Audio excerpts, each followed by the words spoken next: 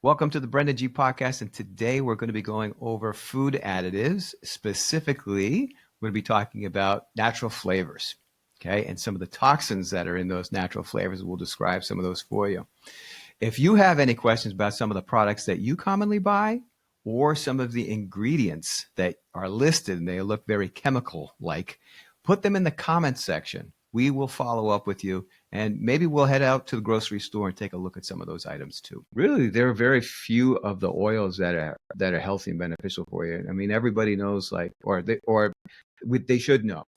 Coconut oil is okay.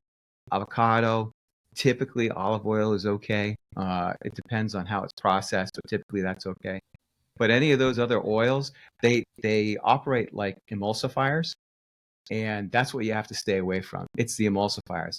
And a little bit of background, an emulsifier just is able to join water and oil. And oftentimes when that happens in nature, it's bad for you. It's just So like unhealthy. what are some like the effects, like long-term effects? If I was using canola oil for 20 years or something like that, like what could be, do you have any insight on what that could cause health-wise? Oh yeah. So oils, those oils and a lot of the stuff in the natural flavorings, they're toxins and they'll build up in your system, right? So they will have a negative impact on your microbiome. So they'll change the flora of your digestive system where everyone's like, I want to get probiotics and get the good stuff in there and blah, blah, blah. But this stuff does the opposite. It kills the friendly bacteria. Then it starts to pit the digestive tract. So it makes it more permeable. Then it goes into the circulatory system. It triggers your immune system. So now you could potentially have autoimmune issues. But on top of that, you get chronic inflammation because these things are highly inflammatory. So that will jack up your cardiovascular system. And, and then of course, people are worried about high blood pressure and cholesterol. Well, the cholesterol are actually the firefighters, right? But when you take in these rancid oils, that is causing inflammation. That's what gets the LDL and HDL up, because then the cholesterol has to go fight those fires. So that whole thing, that's inflammation. If this goes on for a long period of time, then you end up causing a lot of liver damage. And with the liver damage, you end up with an inability to properly regulate blood glucose, because that's the regulatory organ for that. So let's back up for a second. Oh, So, wait, hold on. Let me just yeah, ask you, you said something about high blood pressure. So could the yeah. seed oils and maybe other food additives and like kind of toxic foods we eat also contribute to like a lot of people have high blood pressure where they take statins or something for that, I think it is too. So could Statins that be a would be to control cholesterol, but yeah, it's cholesterol? related. So all of these things, they kind of all fall into the category of metabolic syndrome, like obesity and diabetes and digestive issues and blood pressure issues and cholesterol and did I say that and sugar issues. So all of those things, and of course that also relates to adrenal fatigue as well. So the whole thing, that whole metabolic syndrome, you are what you eat. If you avoid these things, sugar, seed oils, and the toxins, they won't build up in your system. They won't cause chronic inflammation. They won't have all these downstream effects. It does build up over time. So it's not like you're going to go out and, you have like, I bought Ovaltine with me, and we'll go through that in a second. It's not like if you drink a cup of Ovaltine on Tuesday and Wednesday, you're going to have metabolic syndrome. And then you're like, oh, that's what it was. That's the light switch that goes off. That's not how it happens. This is a very slow process, and it builds up over time. And the more metabolically correct you are, the more stuff you can take in before it really starts doing damage. But I mean, yeah, when you were a teenager, you're doing this. Yeah, that's a fresh, clean body. Now you're a 40 or 50-year-old. This is a totally different ballgame now. So what would the half-life be on some of these like natural flavors we've talked about, or these seed oils? Is there any kind of data on how long they last, like how long it takes to get them out? And then if you have like any kind of damage that you need to take care of in your like microbiome and liver, obviously that kind of offsets the potential half-life too, right? yeah, so half-life of the ingredients themselves, there's not really good data on that, but how long it spends in your body and how much damage it does, that is really up to how much you take in and the physiology of the individual, right? So like the healthier the individual is, the more metabolically correct, the more antioxidants, the more of the ability for your liver to go through its proper detox cycles, which means it's got to have, glutathione, it's got to have methionine, it's got to have cysteine, it's got to have selenium, it's got to have blah, blah, blah. All of those things encompass that type 2 detox cycle in your liver. Like the more efficient that is, the more quickly you can get this out. The more times you exercise, it's sweat, urine, and bile. Those are the 3 ways in which you get rid of toxins. But if you're also like, have the wrong toothpaste, if you have the wrong deodorant, if you got all of these personal care products, the lotions, the makeup, all of those things, these are transdermal. They're going to get into the system, and then they have to be detoxed, and they have to go through those same pathways. And then now they're all competing against each other to get out of the body. Well, really, your body is trying to get them out. They don't have there's no intelligence with them, but the toxins themselves the load will increase. And that's when you have these metabolic breakdowns. You mentioned something. I don't use deodorant every day, actually. People might want to call me gross, but they put aluminum in deodorant. Am I wrong about that? Yeah, and aluminum's toxic. It's what they use for autoimmune responses for like medicine stuff, right? So I don't know if you have any. I don't want to say the V word on this podcast. Me neither. we'll get tagged for it. But yeah, so a lot of times if they have, let's say, an injection and they give it to you and it's to increase your immune system, what they'll do is they'll stick aluminum in there or mercury, either one of those. And that's to get the attention of the immune system. Do they still use mercury? I thought they can or did they go 100% to aluminum? Is it kind of... They don't. Yeah. So the American consumer has gotten pretty smart about what to avoid. But the problem is that, I don't want to paint the pharmaceutical industry quite like this. It's not always clear as to whether or not the mercury is in there. And I've also heard from some doctors that think that certain forms of mercury are okay. And I've looked at those studies, and it is clearly not the case. And those are just misinformed doctors. But yeah, for the most part, that industry, that V industry, the shot industry, has started to get away from mercury, but they still have aluminum in there because they've got to trigger. They have to trigger the immune response, and the immune system's like, whoa, this stuff is way out of bounds. It's super highly toxic, so it will get them ramped up, and that's what they're trying to do with the shot. But at any rate, so you definitely don't want it in your deodorant. What's that? Yeah, it's like they put a laser pointer on it with the aluminum, right? Right. Yeah. Exactly. But the aluminum is transdermal as well, too, right? So if you're using aluminum deodorant, you're unknowingly putting aluminum into your system, which is toxic. I just want to point that out. Yeah. And is there any alternatives? Do you know? Do you know of any? Yeah. There's a lot of deodorants out there now. I mean, you'll mainly find them in health food stores. And there was like one in particular, Schmidt's, that I've used over the years. However, they've sold out to the pharmaceutical. I can't remember whether it's Clorox or PG&E or whatever it is. So I don't know what they're doing with their products anymore. I don't buy them anymore. But maybe they still are. That was a good example of a deodorant that's relatively clean. But if you think about it, you're putting the deodorant underneath your arm in a hot place and it's moist. That is absolutely the perfect environment for whatever is in that deodorant to seep into your system. Highly transdermal.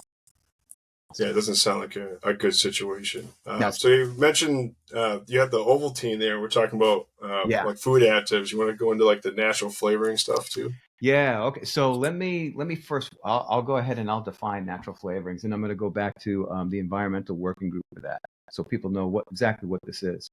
So they say many of these flavorings are chemicals, carrier solvents, and preservatives. Carrier solvents being like these emulsifiers that we talked about before, and then they have some examples of these: PEG, polyethylene glycol, polyglycerol esters, fatty acids, benzoic acid, and polysorbate 80.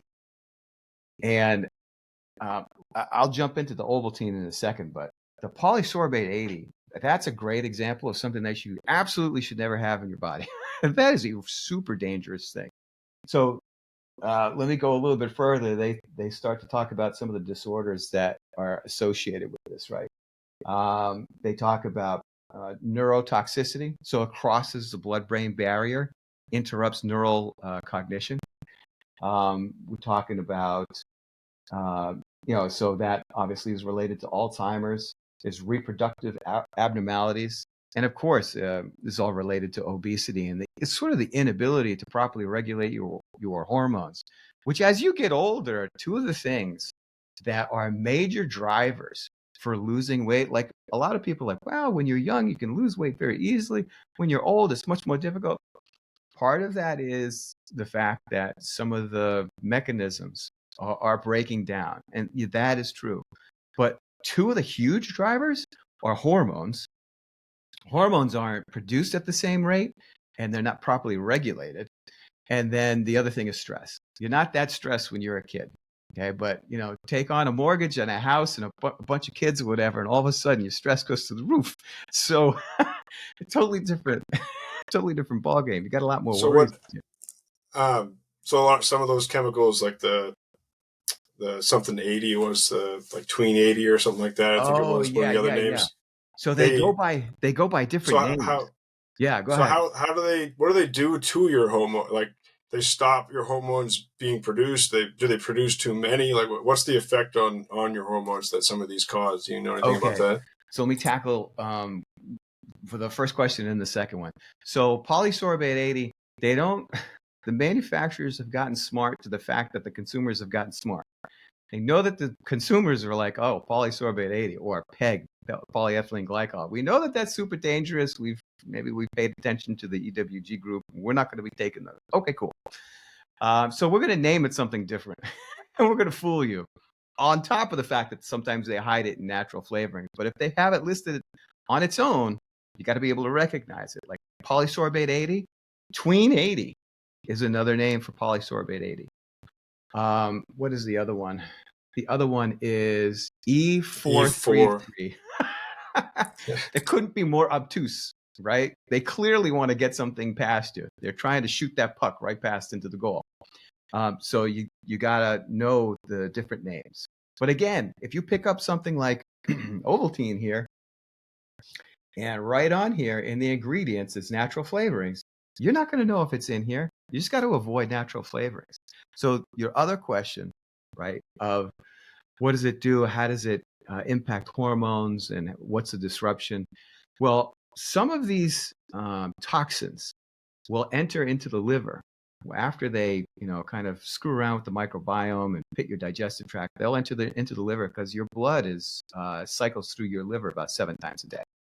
Okay, so your liver is picking up this stuff and it's filtering it, just like your natural biology it should be doing. There's 2 phases in the liver. There's called subtraction and the detox phase, conjugation. Subtraction is where the liver looks at something and they're like, there's something on this compound I can use, and this other thing here that we're leaving behind, it's got to go into phase 2 because it's totally toxic. That's polysorbate 80, totally toxic. It goes right into phase 2. But if you don't have enough of the antioxidants in your liver, then it doesn't get out of the body and it builds up and it causes fatty liver, and that screws up with your blood glucose. And your liver is a really critical organ when we're talking about your endocrine system, and your endocrine system is the system that creates all the hormones. So if you have, think about this, if you have a buildup of toxins in your system, and one of the main organs that controls part of the hormone secretion is compromised, then you're not going to make hormones in the right level. You might not make them at all. Maybe you're on statin drugs. That's another big problem. We talk about that. So you're forcing all the fat that you're getting into your system that used to be the building block for your central nervous system and hormones. This is one of the things they don't talk about. We're going to lower your LDL and HDL, and you're going to be great. Cardiovascular health is going to be awesome. Well, what they don't tell you is as soon as you start taking a statin drug, the fats don't come into your body at the same rate anymore, and your body cannot produce the hormones at the same level that it should be. And that drops estrogen and progesterone and testosterone. And all So do you need do you need the fats to produce some of these hormones? Like healthy Absolutely. fats. We're not talking Yes. about like donuts, like avocados or peanuts or whatnot. So you need these Right. fats to produce the right hormones that would regulate your body. Yeah, correct. What you're talking about are, these rancid fats, these vegetable oil fats, and they're very dangerous for you. You want to avoid them at all costs. The healthy fats, absolutely. Your butter, your bacon fat, animal lard, that kind of stuff, avocado, coconut oil, those are perfectly fine. I'm probably forgetting about a couple of them. But those are the ones that the basis for that. Those fatty acids, that's how you make a hormone. All hormones, their backbone is a fatty acid. So if you are starving yourself of fats, you are going to be starving yourself of hormones. If you want to age, that's a great way to do it. So you want to avoid anything that's pro-oxidant, right? Rancid oils, and you want to increase the amount of fats that you take in. And I will say that as you get older, your body doesn't properly create digestive enzymes at the same rate that it used to. So you might take something in, maybe you take the fats in, but you might not make the lipase anymore, which is the digestive enzyme that breaks down the fat so the body can properly absorb it and then use it to make a hormone. So some people have to start taking digestive enzymes with some more regularity if they have hormone issues. So Now, is there any like symptoms, like say, you know, maybe I haven't like taken any tests at a doctor or anything like that, but like, is there any warning signs or symptoms that someone should look out for if they think that lethargy, some of these things might be, just be like tired and stuff all the time? tired. And Yeah, you get tired. You put on fat more easily. So it's weight gain, but it also you lose muscle. So it's muscle atrophy. So it's lethargy and muscle atrophy. That is a huge indicator that your hormone levels are completely off. So it's a good question. Should we get into this guy? yeah, I think that's good. I got it pulled up over here too, so I can follow along. I'll put it up for the viewers so they All can right. too. Yeah, no, sounds good. All right. So this is one of my, well, I don't eat this anymore. When I was a kid, I used to eat this. This is Ovaltine. All right. This is no longer made by the original company that made it. This is now made by Nestle, one of my all-time not so favorite companies. Right on the front here, it says immune health. I don't know how they get away with this. This is doing nothing beneficial to your immune system whatsoever. But, there's no regulation around that piece. Then they say vitamins and minerals. We'll talk about that in a second. That is also, believe it or not so good. And then they say no artificials. Yeah, this is not accurate whatsoever. So let's go through this. Yeah, could you break down just the like what's the no artificials thing? I think that's one of Yeah, the big things because people see that and they're gonna have faith like, oh, this is all natural. It must be right, completely nothing right. extra. So could you And explain you that know a little what? bit? I don't know. So this is really important. So it said no artificial flavors or sweeteners. They have a little X right next to no artificials. But as I told you, they can hide all kinds of artificial things in natural flavors itself. And natural flavors is right here in the ingredients. Of course, right, number one is sugars. And you don't know what kind of sugars those are. Those could be GMO sugars. This is not an organic product. So you could have a ton of glyphosate in here. And glyphosate is one of those things that will hit your digestive tract and they will do damage to the microbiome. And they will then travel to the liver and completely screw up that phase one. They actually inhibit the P450 cytochromes. And that is a big problem. So, Wait, what are those? Hold on, you can't leave me hanging on. What's the sorry. P4? So, Not to have you dive too deep into that, but just yeah. so we know what it is. Yeah. So basically, we talked about phase one and phase two in the liver. Phase one requires these cytochromes. There's a category of cytochromes called P450 cytochromes. And what we do know about the research on glyphosate is that it goes in there and inhibits their activity. So it greatly reduces your body's ability in the liver to identify a compound and break it down into something that's useful and something that's not useful. And it really screws things up. So we see sugar is in here, and obviously that's something we want to avoid. We also see soy lecithin, which again, that is an emulsifier. We want to avoid all the soys, and natural flavors are in here. Okay. So again, natural flavors, we don't know exactly what that is. It's over 3,000 different compounds, as we talked about before. Here's another thing that's really important for us to pick up, though. You see on here that it has this list of all these minerals and vitamins right here, right? And it said right on the front here, good source of vitamins and minerals, right? Okay. But when you go to the ingredients label, here are all the vitamins and minerals right here. This has been fortified. This product, through its processing, either had it and these vitamins and minerals were destroyed, or it never had it to begin with, and they're trying to add it in afterwards. And those vitamins and minerals that we're talking about here that are stuck on this ingredients, the additives, those came from a chemical company. They are not natural. They are not processed the same way. They're not accepted by the body the same way.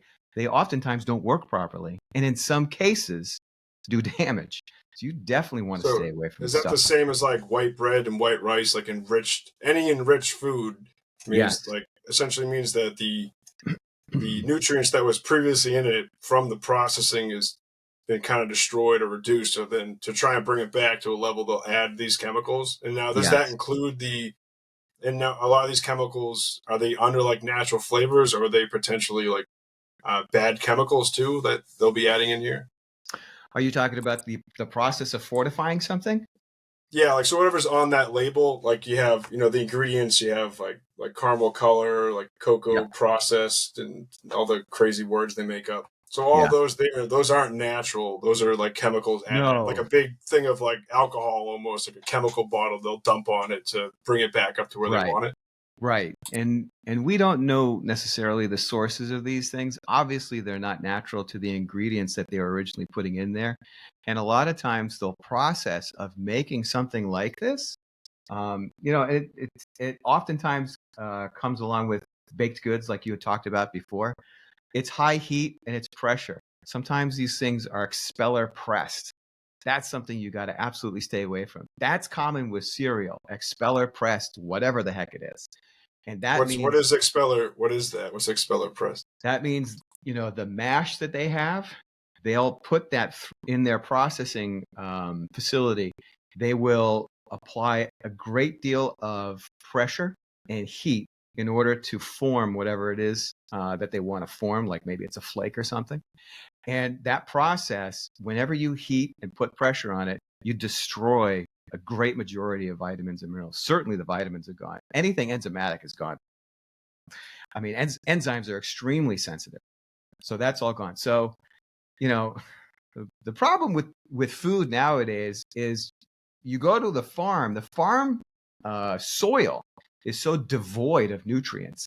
Then you take that, you put that into a manufacturing plant, stuff that hardly has any nutritional value comparatively to like 50 or 60 years ago. Then you go do all this processing to it, hardly has anything left over whatsoever.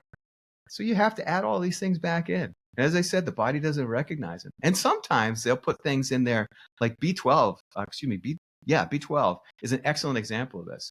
Well, they'll add B12 back in, but it won't be methylated. And methylated B12 is the active form in your body. The inactive form is the form that doesn't have the methyl group on it. So your body has to do that. Well, not everybody's body does that. So, like, oftentimes, even the vitamins that are there, that are fortified in there, if the body recognizes them, if you can absorb them, sometimes you can't even use them. So it's important to understand. So I have a question actually. So I guess one, what is the importance of B12? And then is methylating the like changing the chemical compound? So like if your body takes this in, it will add something to the chemical chain.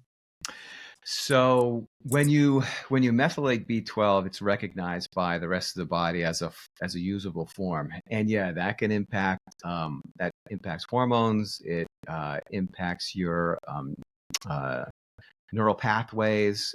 If somebody is low in B12, it can negatively impact anxiety and depression. If you're low on B12, you can have insomnia. So B12 is like really important, and B12 is used in lots of different chemical operations within the body. So I'm leaving a lot of stuff out, but those are kind of the major ones. Sorry, I forgot the other question that you said. Oh, and Oh, it's just adding a methyl group so that it's recognized. That's it. And so that's for pretty the common. non-chemist, what's the? I'm not a chemist, and most people watching probably aren't. So, is there like Yeah. a simple way you can explain what that even means? I know it's Yeah. adding So to the there's a chain, but I'm not backbone. sure. Yeah. So like there's a vitamin backbone and it floats around in your body. But without this little piece that I add on, like the cells don't recognize it and it won't use it. Or it won't cross like a cellular membrane, so it can't be used inside the cell. So it's kind of useless. So, but with that little piece that's on there, now it can travel where it needs to go and it can be accepted by operations within the body so it can be used up. That's kind of a simple way of thinking about it. And you know what? That happens with a lot of stuff. Like for instance, cortisol. That's a great one. Like a lot of people will test their cortisol levels. But there's an active form of cortisol and an inactive form. And like, so you're never going to run out of cortisol. You'll always have cortisol.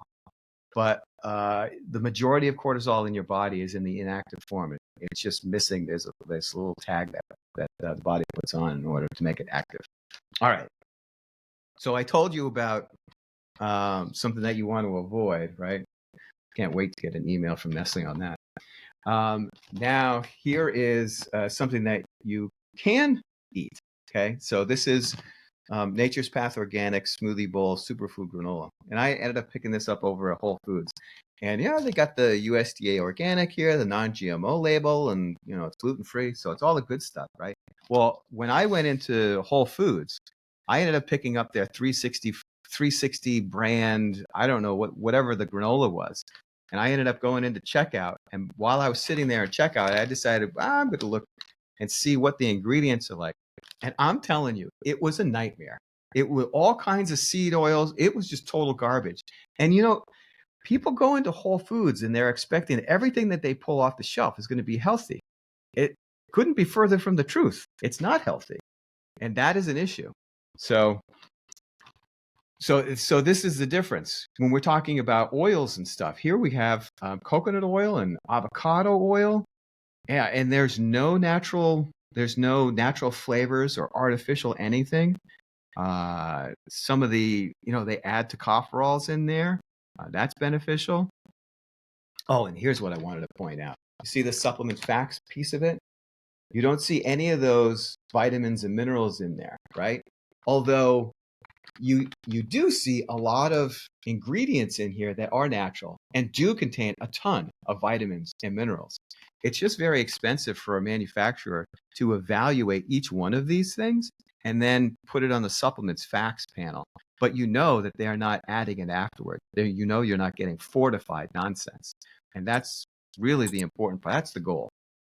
So is that one of the reasons why, like, organic kind of has an image, right? Some people are like, oh, organic is bougie or something like that because it's expensive, and Yeah. so is that one of the reasons why it's more expensive? Like these other companies can sell these lower quality products for much cheaper because they're using seed oils or low nutrient ingredients versus Yep.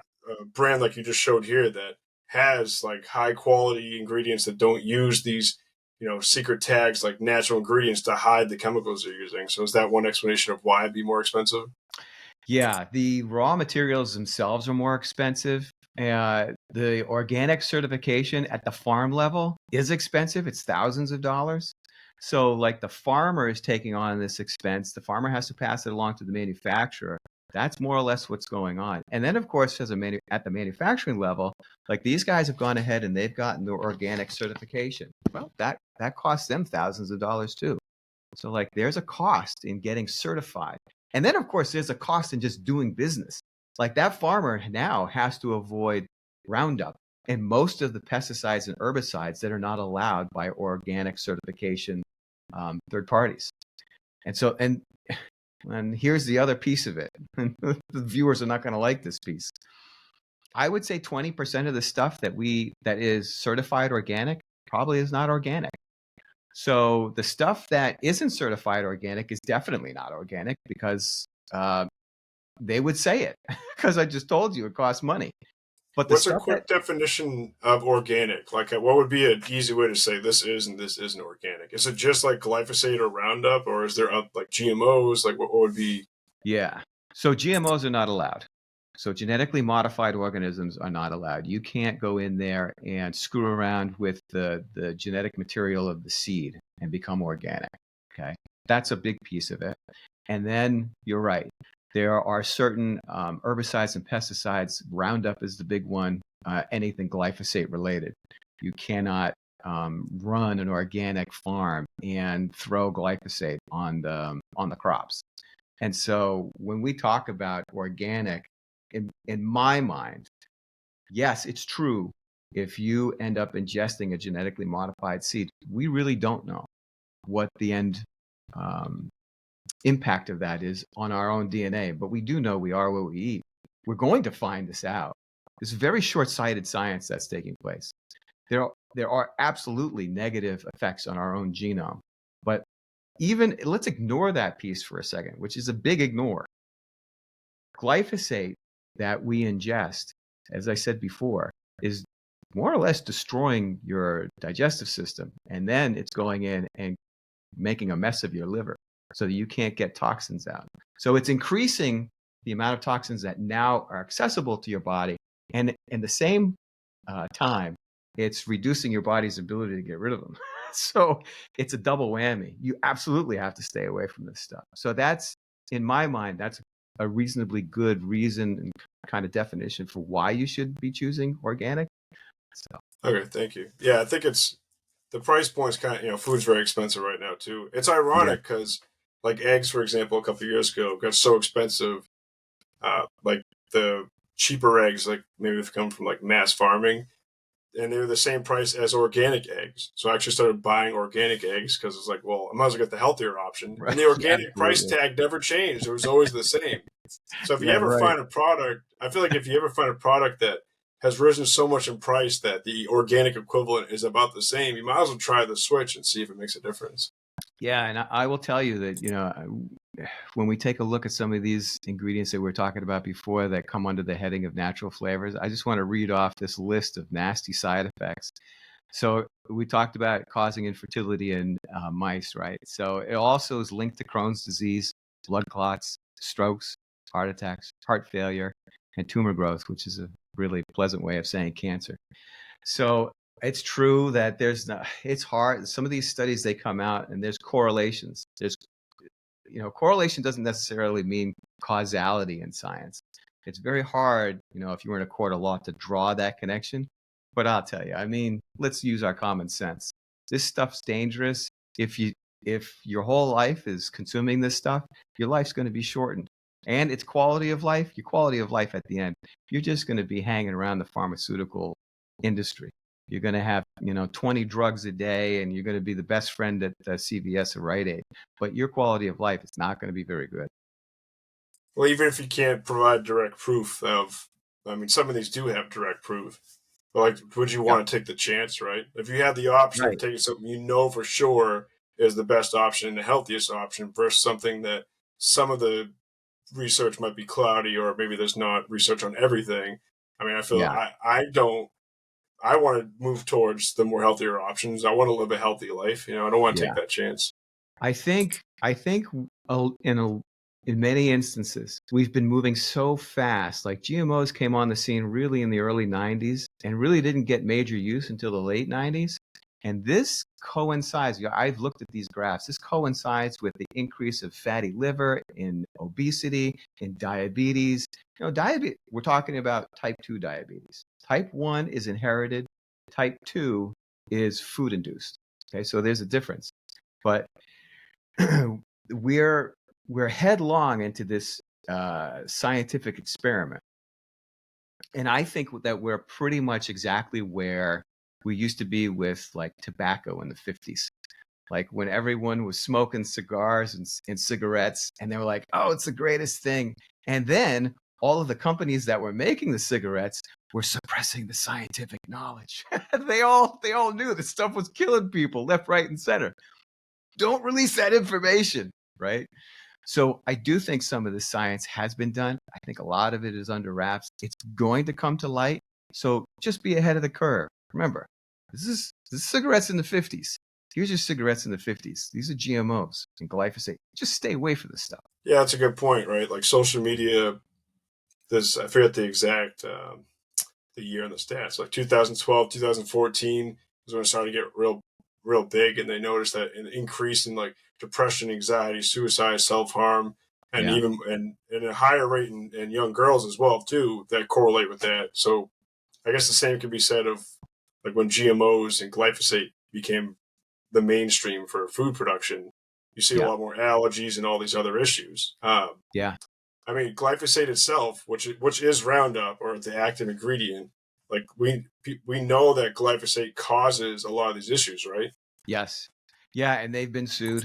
So it used to be Monsanto. They got purchased by Bayer, and Bayer has been in the court system. Monsanto's been in the court system over this stuff, and they've lost massive lawsuits. I mean, massive. We're talking about lawsuits in the billions of dollars. And yet, we still have municipalities throwing this stuff on parks and recreational areas. This is where our kids play and our pets are. And so we're exposed to this all the time. And then they sell it down. And well, I don't know if they necessarily sell it down at Lowe's. I can't remember whether it's Lowe's or Home Depot. One of them just stopped carrying it. So kudos to whoever, which one stopped carrying it. But, the weekend warriors, whatever, we want great lawn. Well, we'll go down and we'll purchase this glyphosate and we'll spread it out on the front lawn. And that's where our kids are. And, and this stuff is definitely causing cancer. I don't, not all of the science is complete, but enough of it so that we understand the connection. And this is why they're losing lawsuits, because they're bringing this information and these white papers into the courtroom. And the judges are saying, yes, absolutely, without a doubt, this is causing cancer. This is causing other associated health issues. And you're on the hook for whatever the $1 billion mark is. So it's happening. Yeah, I do remember some commercials. I don't really watch TV much anymore. Maybe like 10 years ago, there was like, hey, if you use Roundup, call this number. Like there was a big lawsuit. And then another one too. I think Robert Kennedy Jr. was involved in a big case against Monsanto.